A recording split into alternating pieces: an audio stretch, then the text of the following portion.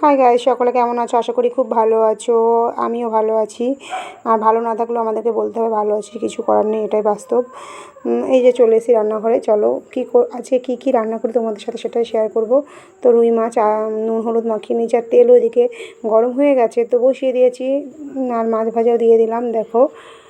তা আজকে দুই গ্যাসে বসিয়েছি রান্না।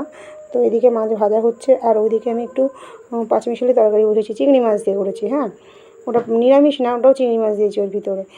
তো মাছটা দিকে ভাজা বসিয়ে দিলাম।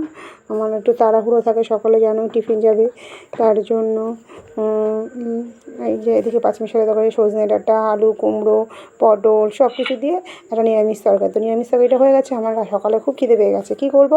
তো চলো কটা ভাত বেড়ে একটা মাছ ভাজা নিয়ে আর পাঁচমিশালি তরকারি দিয়ে একটু ভাতটা খেয়ে নিলাম।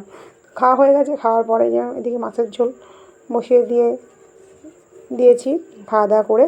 তো এই যে মশলাটা এখানে কিচ্ছু দিইনি, জিরে ফোড়ন দিয়েছি, শুকনো লঙ্কা তেজপাতা ফোড়ন দিয়েছিলাম। আর এখানে মশলা হলো আদা জিরে কাঁচা লঙ্কা বাটা। হ্যাঁ, আর একটা টমেটো দিয়েছি। আর চলো একটু তোমাদের বাইরের প্রকৃতিটা দেখালো, আমাদের বাড়ির থেকে বেরিয়ে এইটাই আমাদের একটু প্রকৃতিটা দেখো কত সুন্দর লাগছে। আর এখানে আমাদের বাড়িরই বেশি গাছ আছে। আর আমাকে একটু দেখিয়ে নিলাম, তো আমাকে একটু দেখে নেওয়া হয়নি। আর রেহান বলছে আমাকেও মা দেখাও। তো রেহান দেখো চিকু আন্টি দেখছে। ও চিকু আন্টি দেখছে।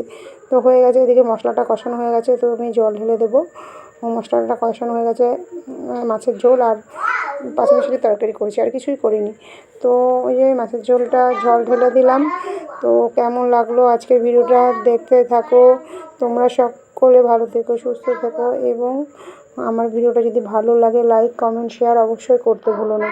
তো টাটা।